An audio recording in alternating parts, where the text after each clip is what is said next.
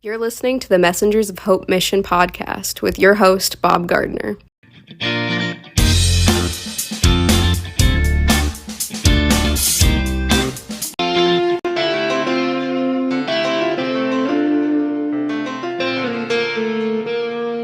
Today's podcast is brought to you by Glistening Glass. Glistening Glass is my company and is a residential window washing and gutter cleaning company. We service the northern Hillsborough and southwest Pasco County area. If you're interested in having your home windows or gutters cleaned, now is the time to call. 813-404-2300. That's Glistening Glass. Hey everyone, I hope you're having a good week. I got to tell you that this is the second time that I started recording the second podcast for this week. Remember, I was sick last week, so I had a podcast earlier this week, and this is the podcast that should have come out earlier this week. But as promised, I'm doing two of them. And I started making one a little bit earlier today. I spent about 20 minutes working on it. But, when I got done, I just wasn't feeling it. I was telling some stories from the weekend, but I don't know, just something about it. And then I listened back to it, and I just was not impressed with what I had done. So I scrapped it. I didn't even save it for a later one because I could just tell in my voice I was just not into it. And on top of that, there's just been something that's been on my mind for about a week, and I felt like this is the time. I need to be talking about this now. So that's what I'm going to be talking about today, what has been on my mind, and sharing a question that I had gotten about a week or two ago. So about 2 weeks ago, we had someone come and they dropped off some donations at Messengers of Hope, canned goods and box goods, things like that, food. And when we were there talking to them, they said, what is your vision for Messengers of Hope? And I kind of started telling them what I would like to do and what the board and I have talked about and what volunteers and I have talked about. And it kind of struck me that this person didn't know because I wasn't really forthcoming with that kind of stuff. I do talk to my board and with volunteers, but it's not something that I do on a regular basis. So I've been working on that in my mind over the last couple weeks and just constantly milling over it. And I realized that this is probably something that I should be sharing here on the podcast and on social media. So earlier when I was recording the first version of this particular episode, I was like, maybe it's time to actually do this. And, not feeling the first one, probably because this has been on my mind so much. I wanted to share a few quotes about visions. And I'm not talking about someone having a dream and like having some kind of mystical thing. I'm talking about a plan. So when I use the word vision, I'm talking about a plan, a vision for the future of what Messengers of Hope is going to be. So I've got some quotes here I want to share. The first one is, without vision, people die. That's a little extreme, and, it may be true on a grander scale. I don't think anyone's going to die if we don't have a vision here at Messengers of Hope. But at the same token, if we don't have a vision, we're not getting the food out to the people. So who knows? Maybe we're contributing to that. So it's important for us to have that kind of vision. The next quote I want to share is, no one plans to fail, but they fail to plan. I'm sure you've all heard that one before. Usually that is quoted by someone in insurance sales or something along that nature. And it is a true statement. People don't plan to make bad decisions or to not be ready for something, but they fail to plan for it. You may not plan on your car getting into an accident, but if you get into an accident, you don't have the money for it, you get stuck in that position where now you have to scramble to come up with money to have the car fixed, or, even worst case, get a new car. And that can be something very difficult, but you got to kind of plan ahead for those things. The next quote says, if you aim at nothing, you will surely hit it. And I love that quote because, just randomly shooting an arrow or like a Nerf gun or something like that, if you don't aim at your target, you are not going to hit it. Now, that's not to say that if you aim at the target, you will definitely hit it. I have shot a bow and arrow before, and I can tell you I cannot hit the broadside of a barn. I'm lucky to hit the ground in front of me. And if you are good with a bow and arrow and you want to try to teach me, I'm willing to try to learn, but understand it will be a frustrating endeavor for you. I am not good with that at all.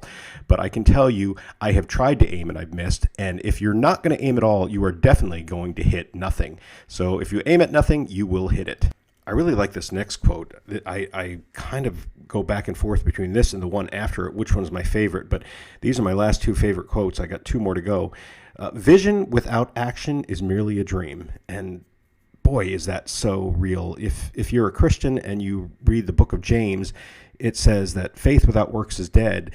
That is a very, believe it or not, that is a very Christian thing and a very Catholic thing. Without some kind of works, your faith is dead. And I like that. Vision without action is merely a dream. I can have all the vision in the world about doing something, but if I'm not doing anything to further that vision, to actually get to that point, then it is merely a daydream. And, it's kind of worthless at that point. So the last quote I want to share, and as I'm looking over it again, I think this really is my favorite quote out of all the ones I've done today. But before I get into sharing the vision of Messenger Hope, this is kind of the theme about what I'm going to be talking about very shortly. All great things begin with a vision. Let me say that again. All great things begin with a vision. You can't do something great without a vision. With that in mind, I also want to say there is a counterpoint to that.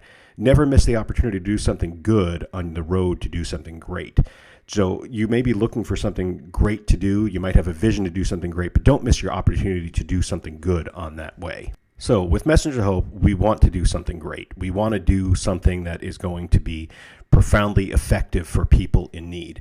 And we haven't missed the opportunity to do something good. We started out Messenger Hope 9.5 years ago by bringing out bag lunches to the homeless. And we still give food to the homeless whenever we can and whenever we can find them. But we've grown into something so much more. And the growing pains that took to get there, every little detail along the way, I learned how to do the next thing because I was forced in a position like, how are we going to fit this in? So for instance, when we started switching from just merely bringing out bag lunches, merely as if that's something to say merely about, but when we switched from bringing out bag lunches to also bringing out groceries, I had to figure out a way to store that, and it was stored in our garage. So I couldn't just put it on shelves. It had to be able to be moved into vehicles to take out. So we started using milk crates, and I hated that at first, but that was 7-8 years ago, and that's still the method we're using now. We still use milk crates, and frankly, it's the best method that I found. I've tried many different things, but I learned that through necessity. And back to the whole vision thing, we want to do something more than we're doing now. We want to be able to feed more people. We want to be able to reach out to more areas. Before COVID hit, we had gotten ready to start a new location in Elfers, Florida, which is like a little tiny town wedged into Newport Richey. And we were going to set up there on, say, a Saturday morning. I forget exactly what it was, but then COVID hit and everything was derailed, and it took a while before we could actually get back to doing things fully like we are now. And over the course of that time, over the course of the 4 years that had to put that on hiatus, lots of things have changed. We've made adjustments to what we're doing. We got the bus. We're trying to make sure that we're feeding as many people as possible. But we're at a point now where we need to start thinking about adding on stops and adding new locations on so we can reach more people. And we're looking at some locations now, and nothing here that I'm talking about is set in stone. This is all vision that we have. This is what we want to do.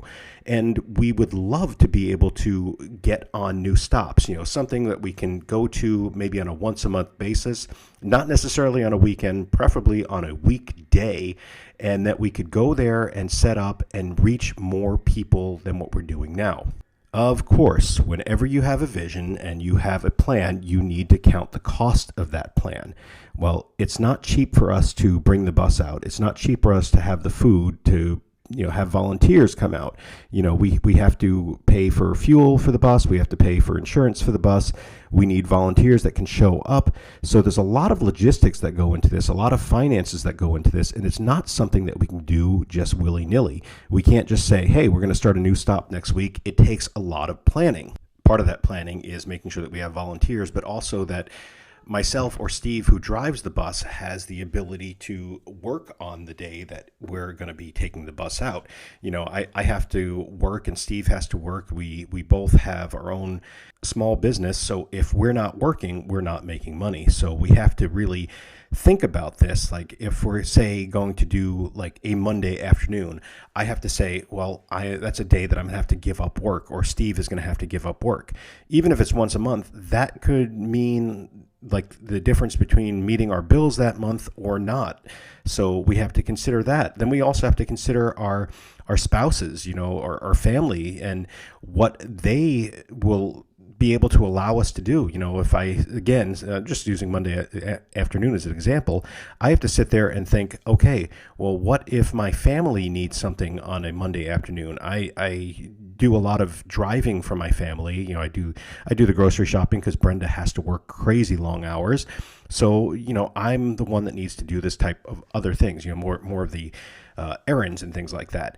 And I'm fine with doing that, but I also have to consider this when I'm setting up things, So like when we go on a Sunday or even set up a garage sale, I have to plan out ahead for what might not only be for enough volunteers, what might be for weather, but also what might be for my family and Brenda and I going forward.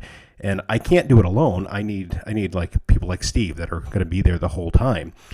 Speaking about the garage sale, Steve will be there the whole day with me. And I got to make sure it's a day that works for him. And just like if we set up something monthly, again, I'm just going to use Monday afternoon as an example.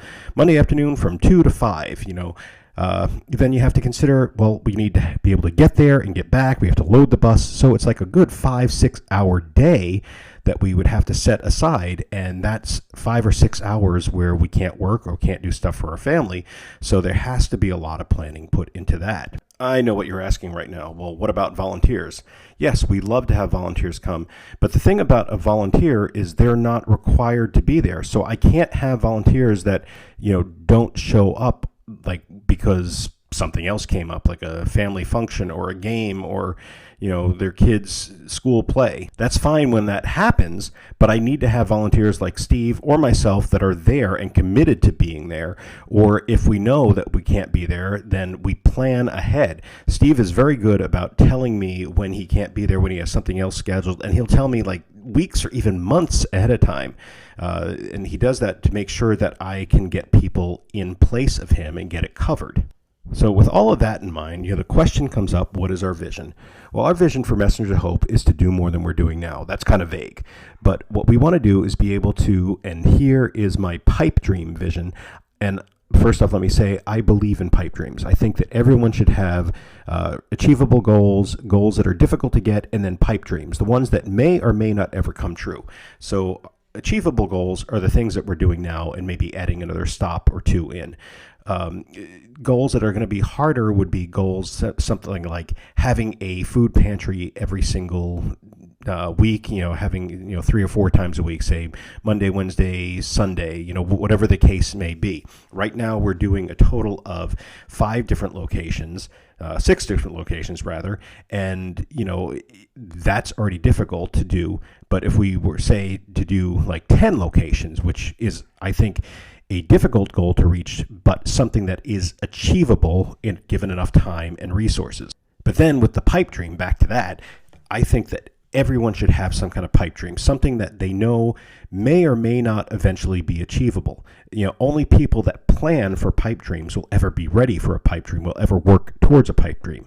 And one of the pipe dreams I have for Messengers of Hope would be that we have a food pantry Monday through Friday, and of course Sunday. So Sunday through Friday, Sunday in the afternoon like we're doing now, and Monday through Friday once or twice a day, every single day. And of course we do have one on Saturday, so I can't leave that out.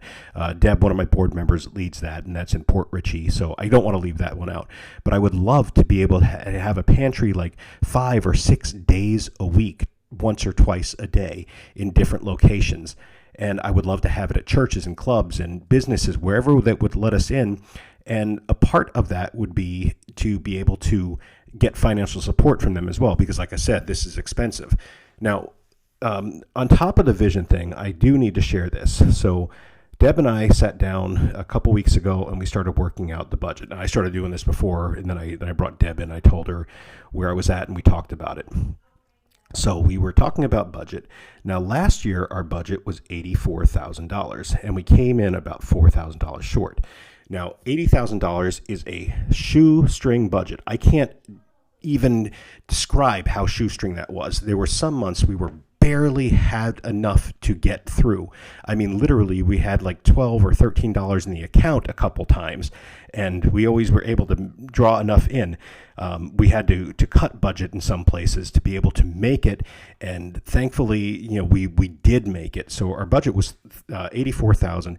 This year, our budget we had to raise. There's no way around it. Our rent is going up. Everything is becoming more expensive. Fuel is going up still. Insurance is going up.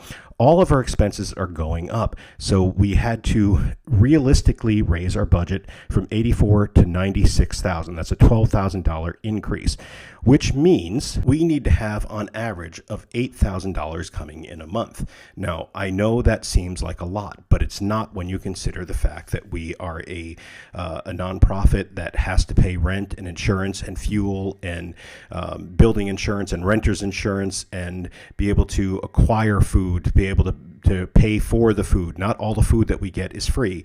We have fees that we have to pay. And although that we are a nonprofit, there are licenses and permits that we have to pay for every year, which are basically the same thing as taxes. We pay the IRS to have these things so that we don't have to pay taxes. So it's probably cheaper than like a business in the same situation, but it's still a cost involved. And then we have to have training. So there needs to be food and safety handling courses that so many people on volunteer staff need to have. And while those are inexpensive, we do still need to pay for that as well. Now, in that $96,000 is, I believe, about $8,000 of that is for miscellaneous. So that is stuff that we have a buffer on. And we did that because of how short we came this last year. We decided to put a buffer in. Now, $96,000 is what's projected. We have no idea what this year brings. Maybe things will get cheaper. I doubt it. Things will probably go up, and then we'll have to adjust at that point. But that is our goal this year. So when I talk about the vision of what we want to do and be able to add more stops on, that is not even included into that price. Now, we kind of figured like adding one more stop in that we could probably get by with the $96,000, but we're not sure. We're not exactly 100% sure what that will cost and what that will entail. And I'm not saying this because I'm trying to drum up donations, although I am trying to drum up donations, don't get me wrong. But I'm not doing that to try to make you feel guilty or make it sound like we're desperate and we need you to give right now. If you want to give, that is great, but that is not my goal today. My goal is to share the vision. We really do want to make this something that is much bigger than it is. We want to reach out to more people. We want to share with more people the food that is needed. And if we can get other things like toiletries and socks, we get socks from Bombas. So thank you, Bombas, for that. We want to be able to give that stuff out. We want to be able to take our time to give out clothing. The problem with things like giving out clothing is our facility right now, we're already busting at the seams. Frankly, we've been busting at the seams for like 2 years, maybe 3 years at this point. We need a bigger location. We need a bigger space. We just can't afford a bigger space. It would be something great. We actually have another warehouse that opened up right next door to us and will be available very shortly. But if we wanted that would add to our rent about 50% more than we're paying now.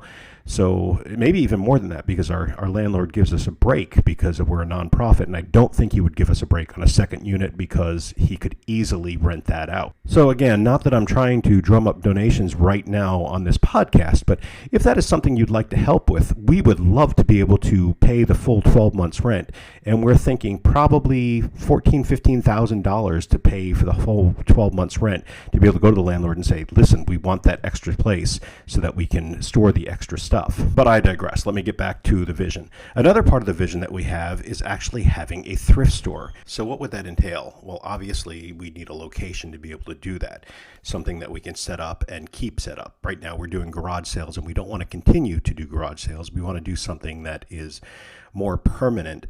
And on top of that, what we'd have to do is be able to have a license to be able to sell. We'd have to have people that could work. And the great thing about this part of the vision is we could actually help get people a job. Now, it may not be a great paying job, but it would be a job nonetheless. It might be something great for like a single mom or something like that when their kids are in school, or some of our volunteers that have time to make a little extra money. because this would have to be something that people could get paid for. This would not be so much a volunteer thing because this would be a constant fundraiser for us. We've thought about this many times over the years. We were actually going to get a place at the Odessa flea market, but then they closed down.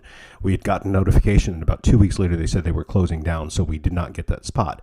But we were talking to another organization, and they actually raise about $100,000 a year for their nonprofit through that thrift store. Now, part of that goes to paying their staff there and paying the insurance and stuff like that. So I think they said that they net about $50,000 a year for their nonprofit. But if we could do something like that, we could help someone get a job. We could actually have regular income coming in and pay for about half of our budget. Let's just say, for the sake of argument, we got $30,000 a year, 1/3 of our budget. That would be awesome to be able to do that. So another pipe dream that we have there. And I will put that in the pipe dream category, although that's probably more like a hard goal to reach category. But until we get to that point, I'm going to say pipe dream. That might be something, hey, maybe you have the resources to help us with that. Reach out to us. Okay, I've really enjoyed talking about this. Like I said, this has been on my mind a lot, but I'm also looking at the time. I'm over 20 minutes in this segment alone, and it's probably time I wrap this up. So I just do want to thank you for listening, and I want to ask you to share this podcast with other people, not just this episode, but the podcast in general with other people. The more people we have listening, the more that we get our vision out there, the more we get our stories out there, and the more that people actually start getting involved with Messengers of Hope, which is really what we need. We need people involved, not just giving financially, but to be involved on a regular basis, volunteering and things of that nature, getting the word out there. Before I do, I just remembered one last thing that I need to add as well. We have been kicking around the idea of having an ambassador program. Now, the ambassador program is another vision that we have for the future, and that would be things where people could actually get involved and volunteer on their own time. This might be like a high school student that runs a canned food drive in their neighborhood, or it might be someone that has the time to go to businesses and friends that they know that have businesses and put collection boxes in, or get them to make donations, to try to get them to make donations, I should say, and things of that nature. So that's an ambassador program that we'd like to get started this year as well, if possible. If you're interested in that, please reach out to us. We'll talk about that some more, and maybe in an upcoming episode, I'll talk about that a little bit more in detail. Thank you guys for listening so much. I'm going to end it here, and I look forward to the next episode of the Messenger Hope Mission podcast. See you all soon. This week's news for Messenger Hope Mission is that we are having a garage sale on February 3rd. That is Saturday, February 3rd from 7 a.m. to 1:30 p.m. We need volunteers to show up, and of course we need people to get the word out, as this is one of our biggest fundraisers of the year. We call it Pasco's Biggest Garage Sale, and we do so for a reason. And this time we're calling it Pasco's Biggest Garage Sale Even Bigger, because this garage sale is going to be the biggest one we've ever had. So you don't want to miss it. That's right at our location at 14426 Black Lake Road in Odessa, Florida. Make sure you come to volunteer, come to bring stuff to the garage sale that you want to donate, and of course, come to shop. Okay, everyone, this is the point of the podcast where I get to make an appeal to you, the listener. Messengers of Hope is in need of volunteers to come help work at our warehouse.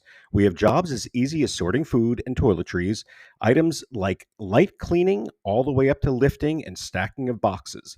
If you live in the greater Tampa Bay area and want to serve with Messengers of Hope, reach out today. Go to our Facebook page and message us directly.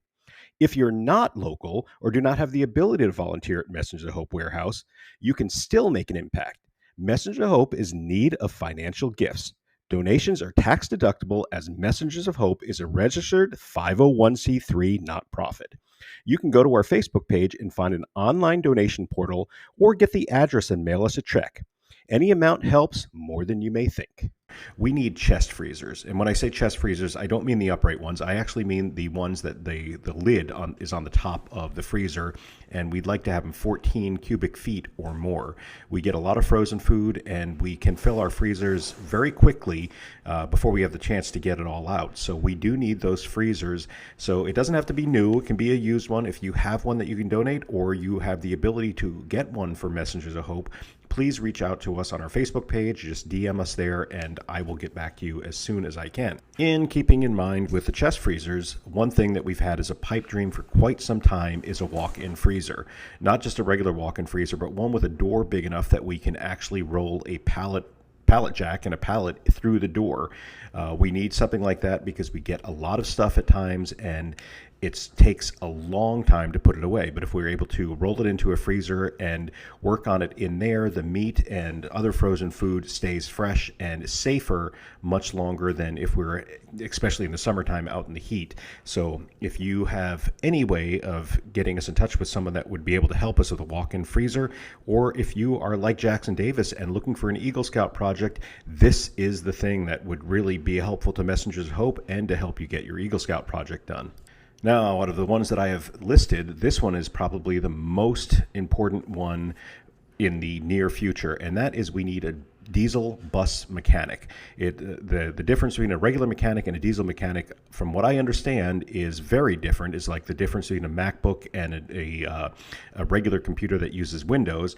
And then on top of that, you get a diesel bus, and it is much, much different than most other diesel vehicles. At least that is what I have been told. Now, we do have a mechanic that comes out and works with us once in a while, but he is quite pricey, and we can't afford to always get that done. We need oil change, and we need other fluids checked, and just basic mechanic stuff. And then there's some more advanced mechanic stuff that we need done. So if you are a diesel mechanic or know one that works on buses or has experience with buses, again, please reach out to us ASAP. And finally, I'm going to give one of our pipe dreams. This is a pipe dream that we've had ever since we've gotten our warehouse here in Odessa, is we would like a forklift. We have pallet racks that go up in the air as high as 12 foot, and it would be really, really nice to be able to have access to a forklift to put stuff on the higher shelves, and of course to remove stuff from the trucks and trailers that we have show up. So it would be great to have that instead of hand loading and hand unloading. So if that is something that you have the ability to help us with, whether you have one to donate or you know a business that is looking to donate one, please again reach out to us here on Facebook and through the podcast as well. Just some good news about the Messenger of Hope Mission podcast. We are on Apple Podcast, Amazon Music, Spotify, and soon to be YouTube Podcast. Check us out, follow us, and share us with your friends. That's going to do it for this week's Messengers of Hope Mission podcast. In the words of Mother Teresa, if you can't feed 100 people, feed just one. This is Bob Gardner reminding you to make a difference in our world today. See you next time right here on the Messengers of Hope Mission podcast.